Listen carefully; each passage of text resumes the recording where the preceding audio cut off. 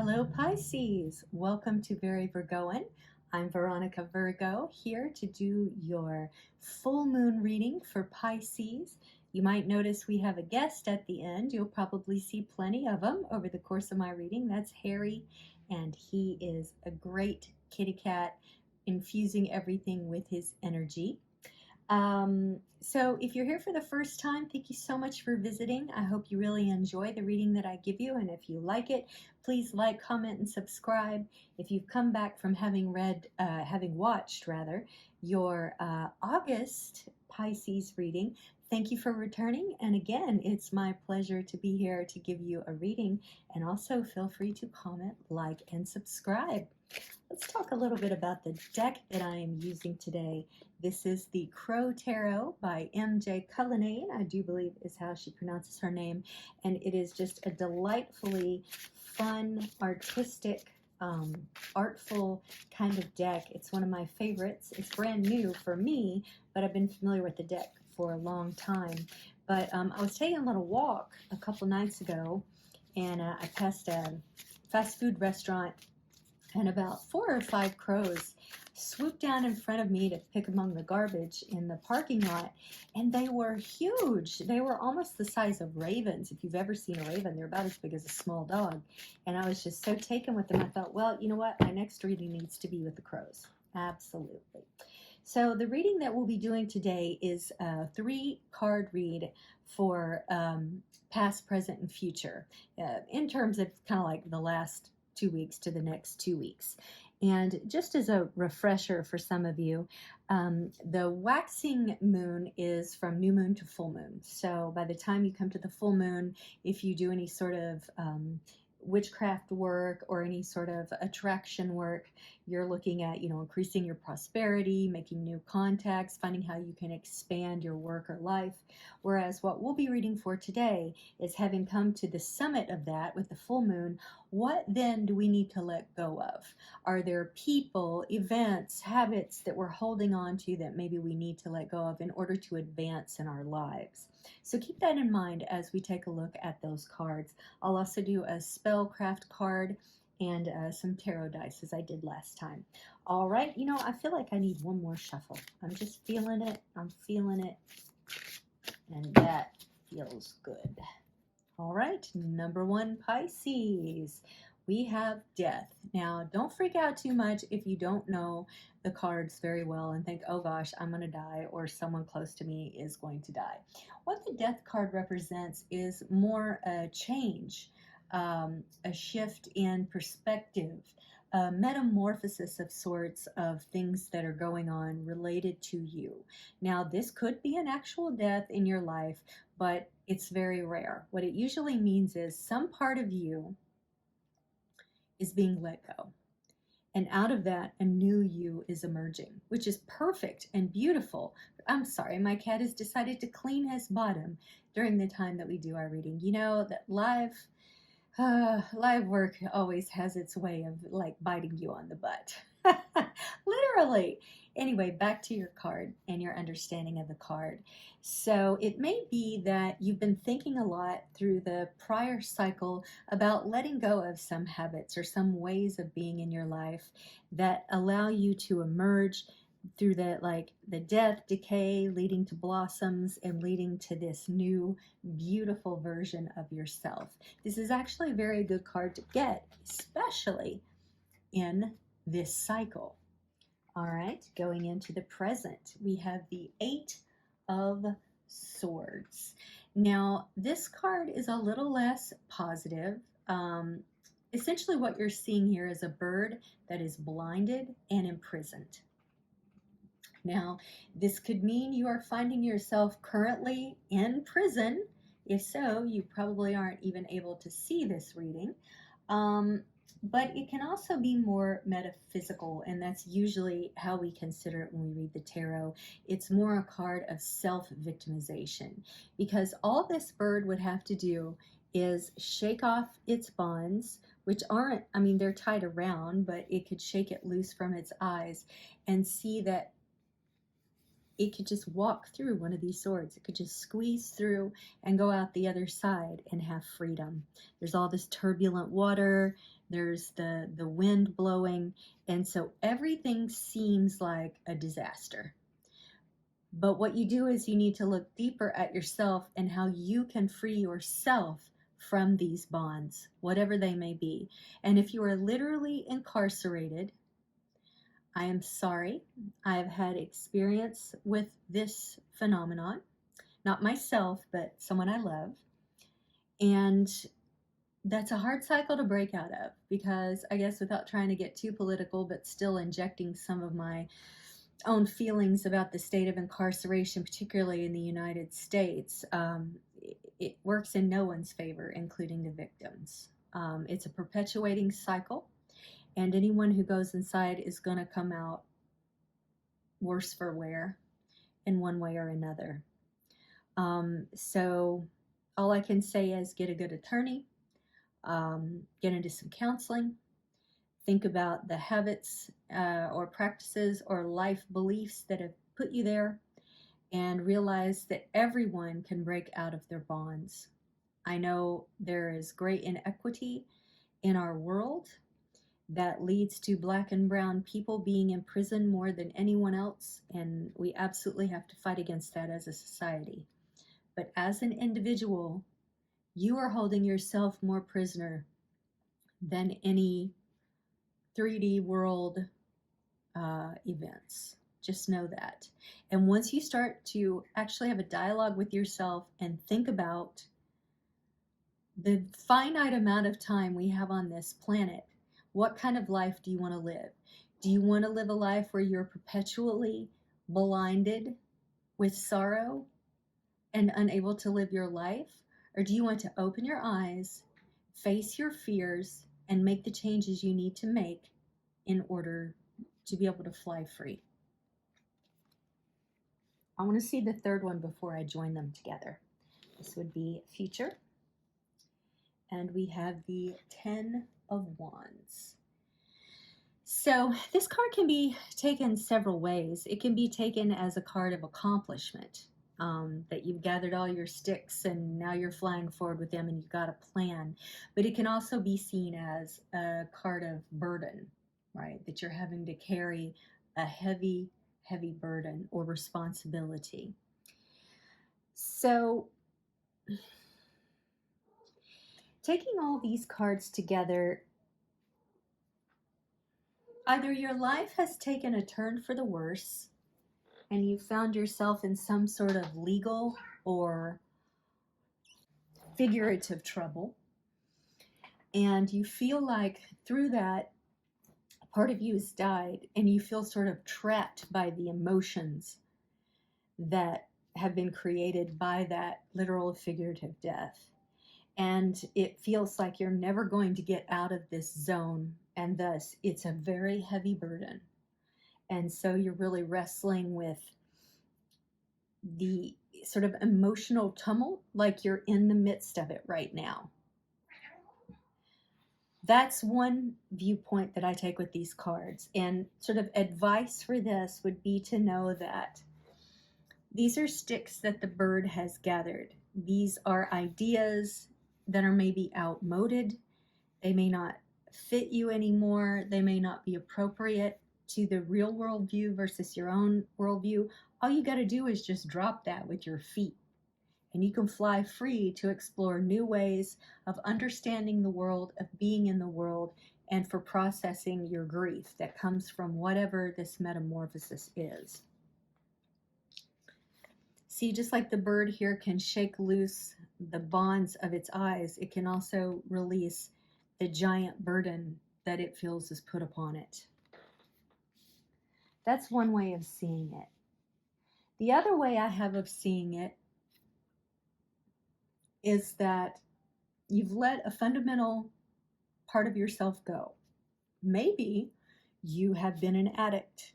And I talked a bit about addiction in the August reading. So I think this is good for folks who got something out of that reading. This is for you. If you've had problems with addiction or addiction around you and your family or loved ones. You feel like this is more than you can bear, that no matter how much you try to help the addict, you're just going to end up trapped by this addiction, and that you're doing everything in your power to serve them. You're coming up with ideas. Um, they're weighing you down because you're busy trying to take care of the addict, and all they're going to do is pull you down to the ground or trap you. You need to let them go.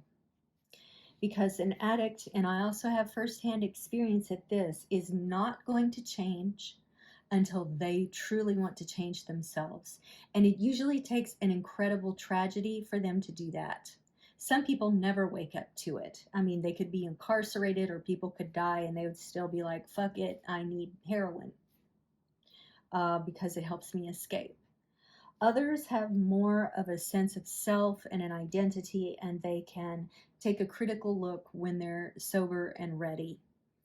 But you have been waiting so long, Pisces, for them to get their shit together that you want to fly away, but it's so hard. You feel like a part of yourself has died in trying to take care of them.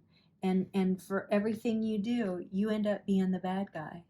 That's the way addicts behave toward you, because there's always someone else to blame. Now, if you are the Pisces and are also the addict, this is also for you, because even though I said it was for you, now I've found two ways of splitting that off as well. You may have come to a realization, or you had a near-death situation recently that kind of woke you the fuck up. Maybe you had an NDE. Maybe you saw dead relatives and talked to them and they told you it wasn't your time, or, you know, who knows. Or you got so close that when you woke up, you're like, I got to make a change. But you are so bound up in your addiction, you think you're never going to be able to get out. You take 2 steps forward to take 2 steps back. And you got all this old baggage and guilt, Pisces, that you don't know if you can let go of. To become sober is to deal with all these burdens you're carrying around, all these memories, all these ideas about yourself, all these things people have said to you about how irresponsible you are with your addiction. Let it go. People are going to judge you even if you're a non-addict. They're going to say you made the wrong choices or you hurt them. And to be fair, you probably have hurt a lot of people, because addiction takes no prisoners. It hurts everyone in your circle, even strangers, because you start to see everyone as corrupt as the things you've been doing to yourself. But you got to start somewhere. And to start is to let go of your burdens. Know that you can take off that blindfold and you can see a whole new world. This is the universe telling you it is time. If you are middle-aged and you are still in the throes of addiction, you might as well be dead. And I don't mean that to insult you. I'm saying it because I've seen it firsthand. A beautiful person inside and out, but would never allow themselves to see the inside beauty, and use people through their physical beauty just to get high. So I'm probably talking too much and injecting too much of my own experience in this, but I've lived it, and I know that beauty and grace and the gorgeousness and the mystery of life is just waiting for you. And you know this, Pisces, because you saw it. All that stuff that you try to get close to through your addiction, all the mysterious phantasmagoria, that can be had in real life. That can be had in real life, or I wouldn't be doing these readings. So that is your 3-card reading. Now, if you are a witch, aspire to be a witch, or would just like to hear a really cool spell, lighten your load. Oh my God. Pisces. Come on. Come on. I'm talking to you. The universe is talking to you. I feel like there's a couple of you out there that really need this message, and you probably got mad and turned it off. But if you come back, lighten your load. Let me read the magical meanings of this, which I think you already know, but let's go ahead and read it anyway. You're taking something too seriously. Worrying is making you ill. Relax. Reshuffle your priorities and schedule. Try a laughter yoga class. See the funny side. You know, that isn't what I was expecting, but I gave you all the heavy stuff. They're giving you advice for the light. You know, there is humor to be found in dark places. Dark comedy can be funny. You know, gallows humor, there's a reason why that exists, because people who face dark things like EMTs and cops have to make things light in order to keep themselves sane. So what the hell? Go to a laughter yoga class. I've never done it, but it might be useful for you. Here's your spell, Pisces. Face west on a Wednesday evening under a waning gibbous moon. Hold a vial of eucalyptus oil and a howlite crystal and say, the moon doth wane this very night. Release me from my darkest plight. Howlite calms my active mind. Eucalyptus to unwind. Oil upon both temples place. Massage well, invite in space. Rest, relax, let go, release. Banish stress and welcome peace. Never mind demands from folk.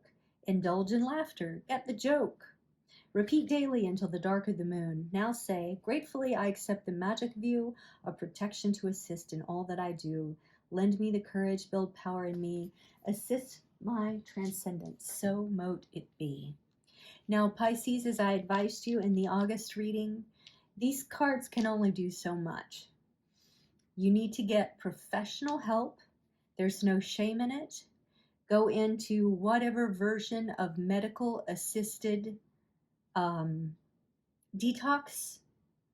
that you think will work for you. You might have to try on a couple of different ones to get the right one. And get into counseling for yourself. And if you have loved ones who care about you, you want to bring them in. But start with you. Start with you, Pisces. All right, let's roll a couple of dice just to round this out. Well, 5 fell out, so 5 it is.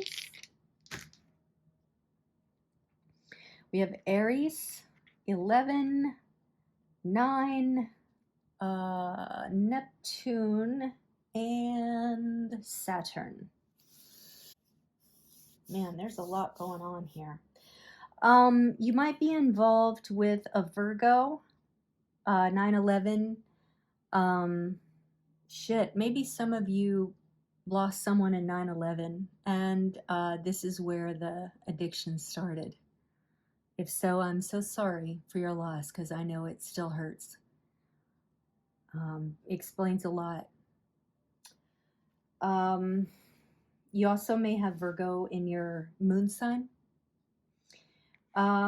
Or you may know someone that was born on 11/9, which I think makes that either Libra or Scorpio. I'm sorry that I don't know that off the top of my head. But if those dates are significant for you, then there you go. Aries, you may be involved with an Aries, or you may have Aries in your rising. I'm feeling that. You may have an Aries rising, which would explain an overarching stubbornness to this addiction on top of what is normally kind of a watery emotional symbol. Neptune has to do with your creative intuition and your intuition in general and otherworldly sort of understanding or knowledge. This goes with the Death card and whatever experience that you've had to put you into this energy here at the top of the full moon. And then Saturn is all about tradition and responsibility.